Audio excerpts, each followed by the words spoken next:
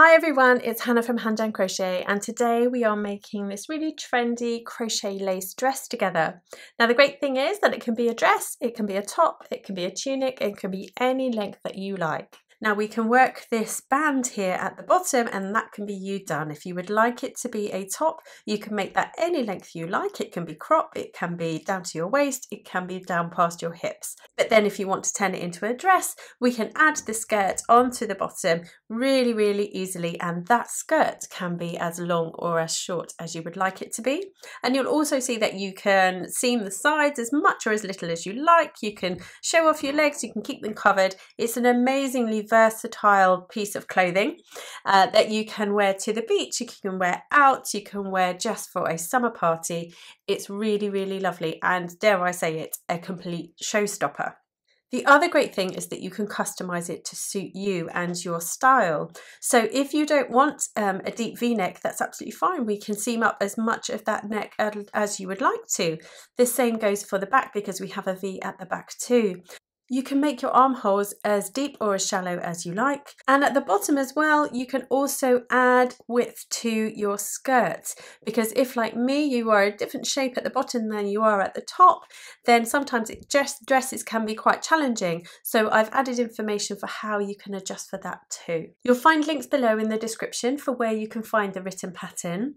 It comes in sizes extra small to 5X adult, and you'll also find details of all the materials that you'll need. But I just wanted to show you the yarn that I chose was comfy sport weight yarn from WeCrochet, which is a beautiful yarn to work with.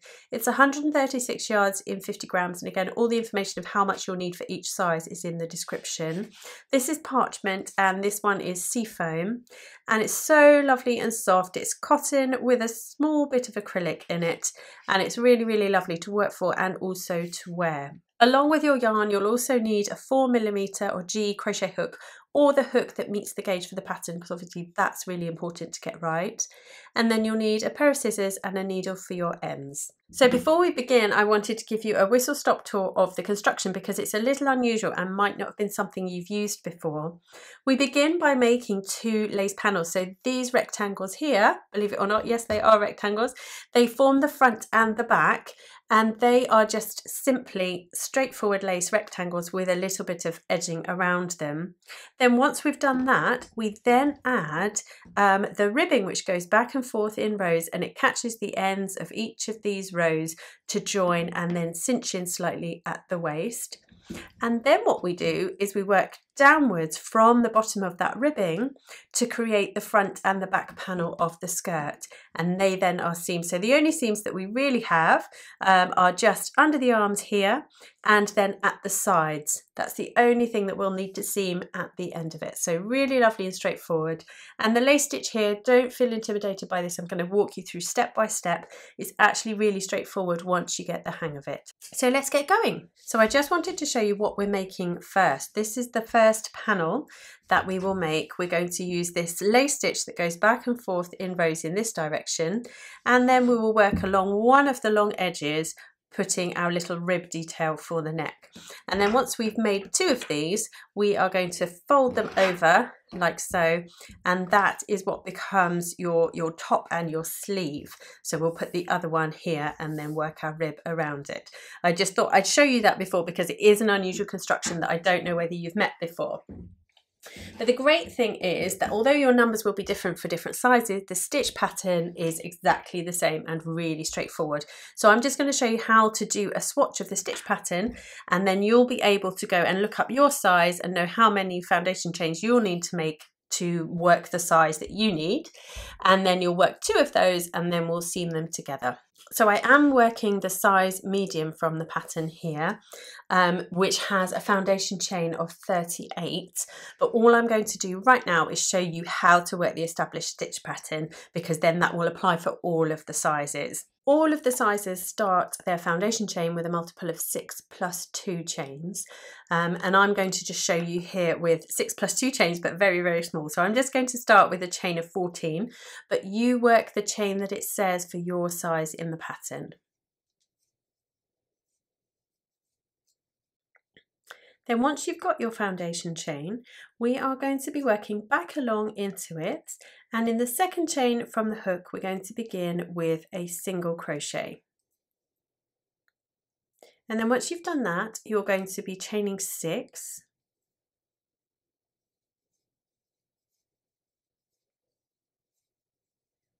And then this chain 6 is what we're now going to use to begin one of these wedge stitches. So in the second chain from the hook now, from that chain 6 you just made, you're going to work a single crochet. Then we're going to chain 1, then you're going to skip the next chain, and then into the next chain we'll work a double crochet. And then we chain 1, and then we're going to work this really long stitch. We're going to skip the next chain, and then into the last chain that we have before our single crochet, we're going to have put the yarn over 3 times and work a double treble stitch. So we put our hook in, yarn over and pull through, then we yarn over and pull through 2, yarn over, pull through 2, yarn over, pull through 2, yarn over, pull through 2. So you just keep yarning over and pulling through until you've run out. So now we've made half of one of our wedge stitches. We're going to skip the next 5 chains along our foundation chain. So there's 1, 2, 3, 4 and 5, and then we're going to work a single crochet into the next one that we come to. So that's our single crochet there, and that then changes the angle of this wedge. It joins it to our foundation chain. Then we are ready to chain 6 again.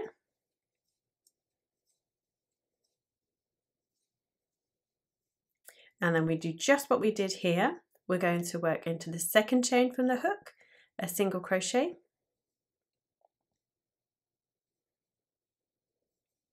We're going to chain 1, skip 1, and then a double crochet into the next stitch. Then we chain 1, we skip 1, keeps flipping around on me. We skip 1, and then in the last chain, we're going to yarn over 3 times and work that long double treble. So yarn over and pull through 2, yarn over, pull through 2, yarn over, pull through 2, yarn over, pull through 2. And then we need to skip 5, 1, 2, 3, 4, 5, and then single crochet in that last. Now obviously yours won't be this small, you will have lots more repeats to do in the middle, but the same applies. You'll skip 5, single crochet, and then you will chain 6 and make your next half of the wedge stitch.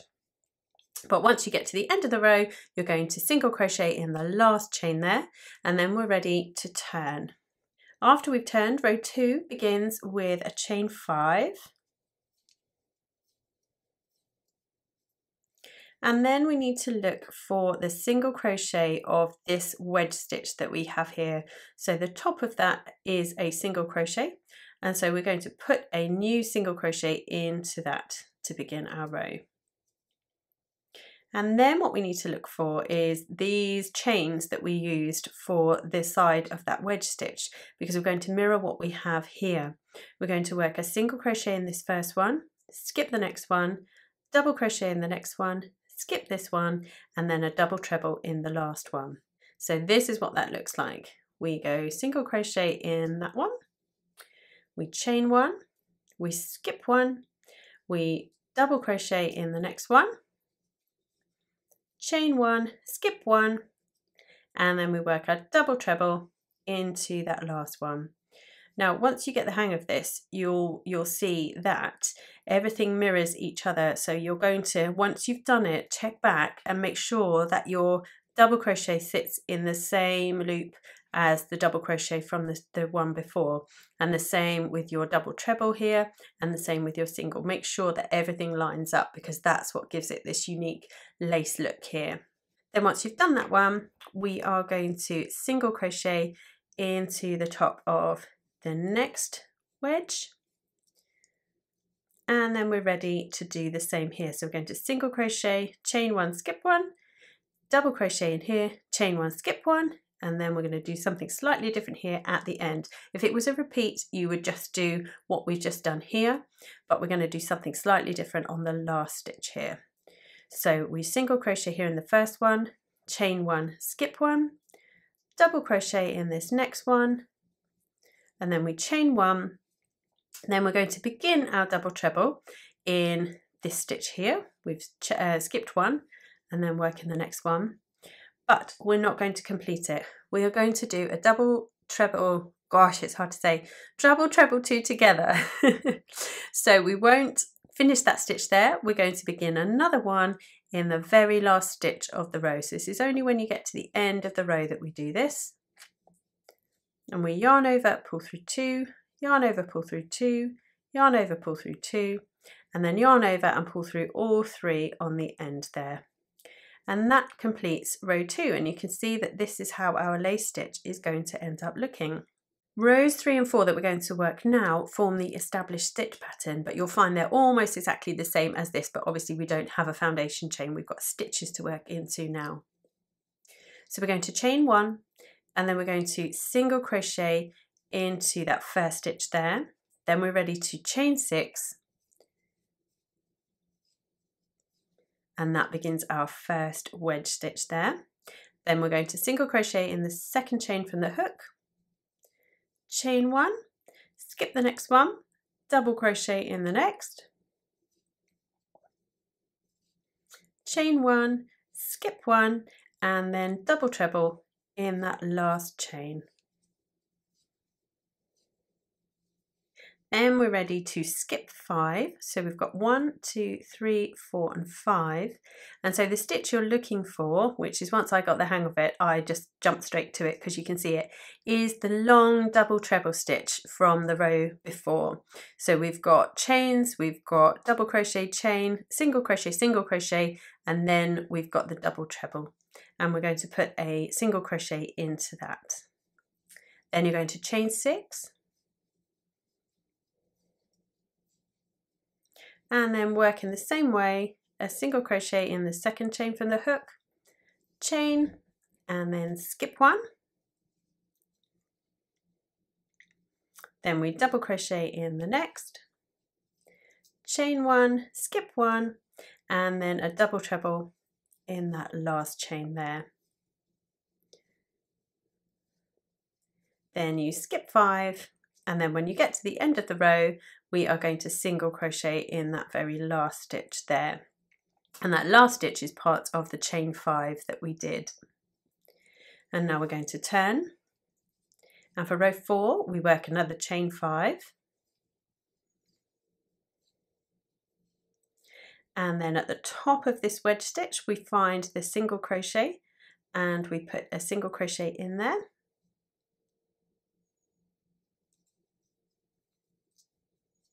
And then we work back along these stitches as we did before.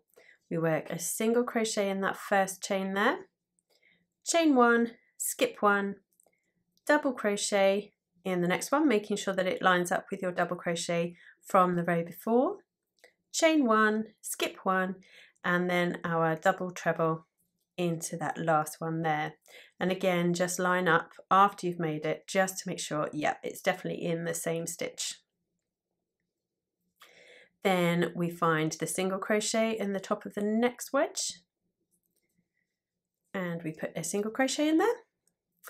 Then we work a single crochet in the first chain, chain one, skip one, double crochet, and then we chain one, we skip one, and then for the last 2 stitches we're going to do that double treble 2 together. So we begin a long double treble but don't complete it, and then we yarn over 3 times again and then start another one in that last single crochet of the row, and then we just keep going until we have 3 loops, yarn over and pull through all 3. So rows 3 and 4 that we have just worked there form the repeat for the pattern, and you just need to keep repeating that for the amount of times that it tells you to in the pattern. It's different for different sizes, But what you can do here is adjust for how you would like it to be. So if you are going to put a rib on the bottom here and make it into a dress, you need to know that this rib is going to sit just under your bust or on your waist or wherever you would like it to be. So create these rectangles the length that you would like them to be, to go over the top of your shoulder and be at the right level on either under your bust or on your waistline, that we can then seam underneath for it to work. You just need to make sure that you repeat 3 and 4, because obviously you don't want half a wedge sitting there, so you need to end on an even row. Then when you're happy with how many rows that you have done, or if you're following the pattern, then come back to me and I will show you how we work this rib along the side.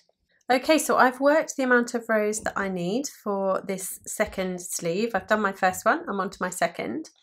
And when we finish the row, what I'm going to do is chain 1, and then we're going to rotate, which I've already done, so that we're going to work along this long edge here.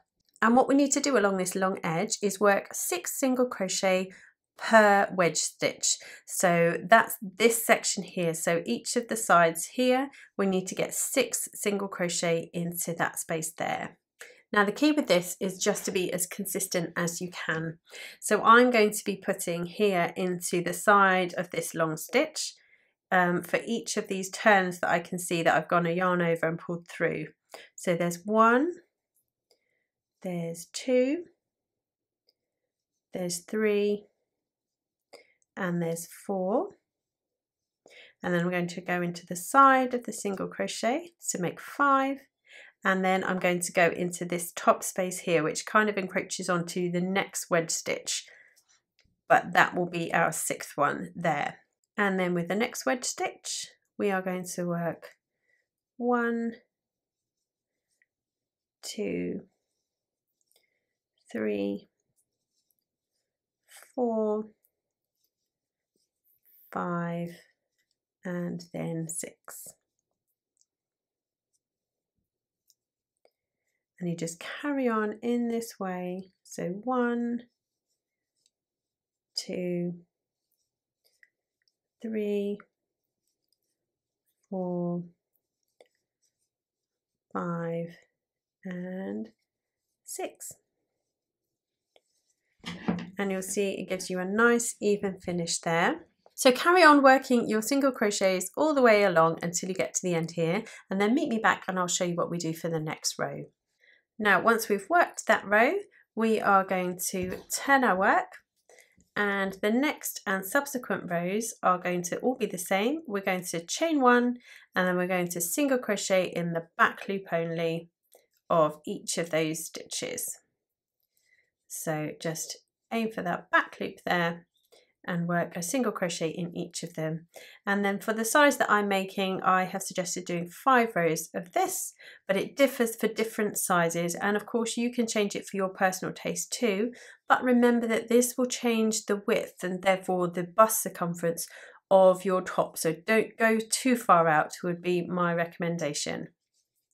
So work as many rows as you need to for the size that you're making, and then weave in your ends for your 2 panels that you've made. Sorry, I should say make another one, make a matching one, and then block them. It's really, really important at this stage to block them to measurements, because once we join them, they won't be flat. It's a lot easier to block something when it's flat, is what I'm saying. So block it while they're flat, and then once we've joined them, you won't need to worry about it.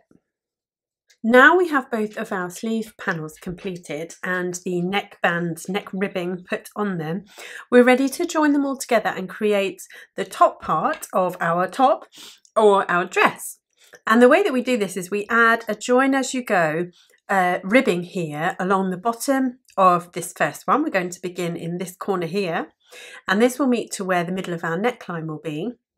And then we'll join, and then we'll carry on along this next one here. Then we'll magically fold it over. Well, it's not magic really.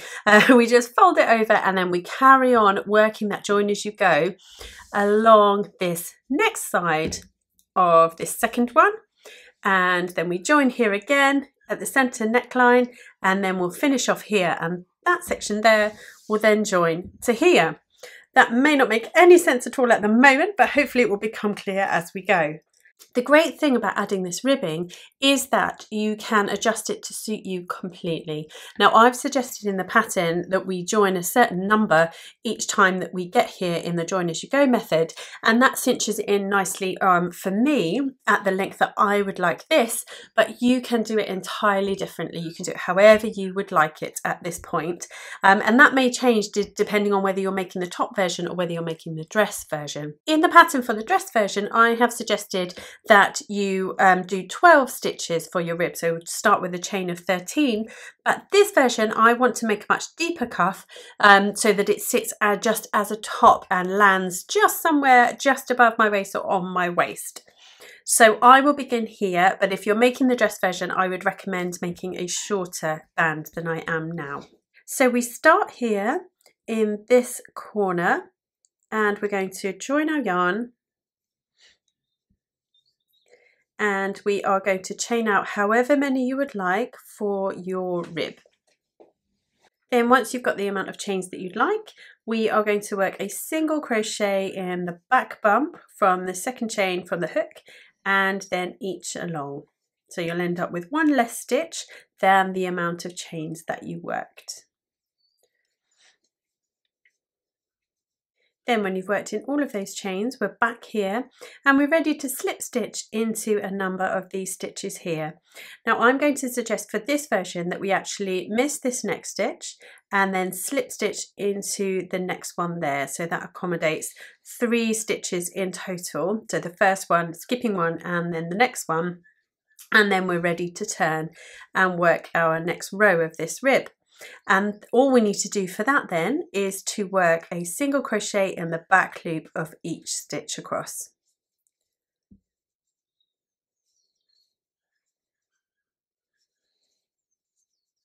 Then when we get to the end of that row, we're going to turn, we're going to chain 1, and then you're going to work a single crochet in the back loop only of each stitch.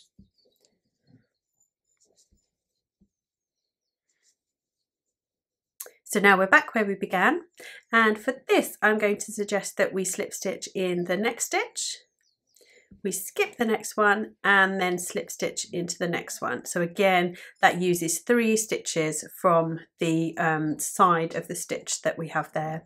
And then we turn, and then we single crochet in the back loop only of each across. And those 2 rows are just exactly what you need to keep doing all the way along the base of this lace panel, this sleeve. And then when we get to, let me stop, we're going to carry on all the way along here, and then when we get to this point we'll be ready to join to this sleeve here. So work away in this way, making it as tight or as loose as you would like your rib to be, and then come back to me and I'll show you how we join to this section here. Okay, so I've worked the rib for that first panel that we have here, and I've got back to the beginning here, and I'm ready to join. And now I can join into this next panel, so sleeve panel that we have here, and then that will make it continue around and create the shape of the top. But I'm going to swivel it round so I can join a bit more easily, because I'm then going to slip stitch into the next one, following on how I have been doing. So slip stitch, skip the next one, and then slip stitch in the next one. And then I'm ready to just turn and just carry on doing just as I've been doing. Carry on with this rib here with a single crochet in the back loop only. So that's that. When we get to the end of this row, we're going to turn, chain 1, carry on with our single crochet in the back loop only, and then when we get back to the side of the top again, which has swiveled itself around, we're going to carry on joining in this join as you go all the way until we get to the end of this next panel. So carry on working that and then meet me back here and I'll show you how we turn it over and join it into a round. Okay, so I've done all of that rib now and I've got to the end and I'm ready to join again, and this is where the magic happens. We are going to fold over our rectangles so that this then can carry on and join here. So that's that very same rectangle, it's just folded in half, and now we are just going to slip stitch just as we have been into the bottoms of this one. So we find the very first stitch, we'll slip stitch into that one, we'll skip the next stitch, and then we'll slip stitch into the next, and then we turn and you're ready to, off you go. Single crochet in the back loop only of each, just as we have been, and then you just carry on to work all the way, joining in that join as you go, just as we have for the other side, until we get to here. And then making sure you're not twisted or tangled, you're going to turn, let me turn the whole thing properly and it will make much more sense. You're going to fold over this side now, and you're going to join in the join as you go method all the way along here as well. And so you'll end up at this point of the top, and then meet me back there and we'll join this with a slip stitch seam to make it into an entire band at the bottom. So now I've made it. I've gone all the way along and joined all of these panels together. And now what I'm doing is turning this so that the wrong sides are facing me, because what I want to do is join these with a slip stitch. So this is our first row that we did, where we did our foundation chain and then worked back into it. And this is my last row that I have just finished. And what I'm going to do is I'm just going to join with a slip stitch seam. Oh, that, goodness me, I said it right. I never say that right first time. I've got so many outtakes of me trying to say that. So we're going to join, I'm not going to tempt fate and say it again, with a slip stitch into stitch for stitch just along here. Now of course you can sew it, but I always think, you know what, I've got my yarn, I've got my hook, these slip stitches are just nice and simple and straightforward, and it's on the inside so it won't be seen anyway. And that just finishes off that rib perfectly. So work all the way along. Then when you've joined them all together, we can break our yarn, leave yourself a little tail to weave your end in. And then before you weave your end in though, I would then seam the sides of the top. It's all tangled in on itself here. Let's sort that out. The next step is to seam a small portion here for under your arms, and the same on the other side, and then to work out what we want to do with the neckline. So let's do that now. So these are the armholes here at the edges, and of course you can, if you would like a really loose beachy look, you can leave those completely open. It will make the top of the top very floppy on your shoulders, but it's a really lovely look. So if you want to, you can just leave it as it is. But I think what I might do is seam probably 2 or maybe even 3 here to see how they fit. And the wonderful thing now is that you can try this on and put stitch markers in and decide how deep you want your armholes. So you can either crochet these together or you can sew them together. I'm going to sew them together today. And it's really nice and straightforward because you have these wedge stitches matching each other. So you can use a mattress stitch, you can use a whip stitch, you can use whatever you like to join them, and they all sort of line up together really, really nicely. And you can create really lovely simple seams by working up and along these wedge stitches.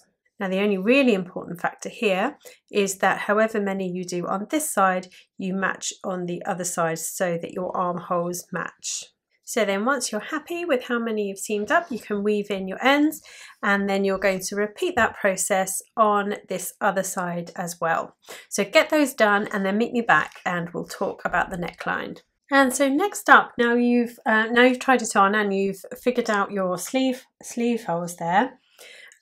We can then seam up as much or as little of the front and back here as we would like. So this is my wrong side facing, and I'm actually going to crochet these together because that's a nice and easy way of doing it, because we've got those loops right there in front of us. So I'm going to begin here and then slip stitch in just as many or as few as you would like for both the front and the back of the neckline. They don't have to be matching, They can be differing amounts at the front and the back. And in fact, on my dress version, I didn't do any at the back.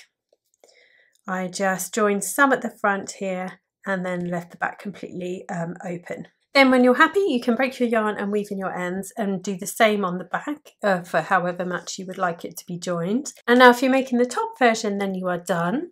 But if you are making the dress or a longer part of the top, then just meet me back here in just a moment and I will show you how to add that. Now, if you would like to add the skirt to your dress or a slightly longer top with a lace portion underneath, then I'm going to show you how to do that now. We're going to add a front panel and a back panel just so that you have the option of where to seam it at the sides. So I tried it different ways and I found for the dress version this worked really, really well. And so all we're going to be doing is working for half of your top, a front, and then for the other half, a back. And then you just need to seam down the sides for as much or as little as you like. Now, in order to start, we are going to swivel around and we are going to be working a join as you go method into the sides of these rows along here. In the written pattern, I have given a standard amount of wedge stitches that we need to create for the front and the back panel, but obviously you can change that if you would like to. It will depend on how you've worked your underbust band. If you've worked it slightly different to mine and pulled it in more or had it looser, then the way that you join will just have to be spaced out a bit differently. But there are complete details in the pattern for the standardized measurements that I'm going to show you here. And so however many wedges you're adding in, what we're going to do is begin by joining at this seam. So at the side here, we are going to be joining our yarn and then we are going to be chaining one and then working a single crochet. Now all we're going to be doing is just revisiting this wedge stitch that we did here, this lace wedge stitch. So you know all there is to know here. I'm just going to show you how we join across the bottom.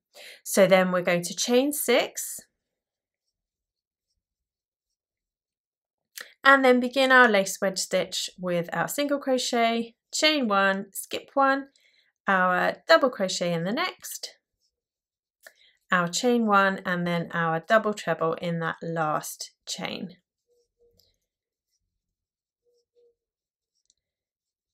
And now what we need to do, if you're doing the standardized version that I have done in the pattern, we're going to skip the next 3 sides of rows and then work a single crochet into the side of the next row. And then we're going to chain 6, etc, etc, and we carry on making those wedge stitches, skipping 3 each time until we get to this end of the front panel here. So it might be an idea before you get going to put stitch markers in at the beginning and the end, so that will mark your front and your back. And what we will do is carry on this row to here, and then we will turn and you will work row 2 of the lace wedge stitch to close them in, and turn and work row 3, turn and work row 4, and then your 3 and 4 become the repeat for the front panel that I'm making here right now for the skirt. And you can carry on and make that skirt as long as you like. The great thing now is that now that you've got your top seamed and sorted, you can try it on as you go, so you can determine the length as you go. And the other great thing about doing them in flat panels is it's really nice and easy to then block it. So go ahead and make your front panel. Now what I did for my dress is that I made it to a certain point and then I did the back panel, which then, imagine I've done this front panel here. All we will then need to do is turn and begin. The front panel will end here, and in that very same stitch you're going to start your back panel and you will work across and meet here. So it will literally just be 2 rectangles, one for the front and one for the back. And then I'll grab my dress and I'll just show you what I've done to seam them at the side. So here's my dress, and all I have done along this side under here is on the wrong side. I have just seamed them in exactly the same way that I seamed under the arms. And so it's a really easy seam to do because you've got stitches matching stitches. And then I just did it to the point where I wanted it to split for the sides. I chose to have a really long split on my maxi version of this, but you can seam as much or as little as you like of yours. So once your front and back panels for your skirt are done and your sides are seamed, that is it. I really hope you've enjoyed making this crochet dress with me. Do come and find me if you make one. Come and find me on social media and show me, because I would love to see what variation, what version you have made and how you have tailored it to suit you. Thank you so much for joining me, and I'll see you again soon.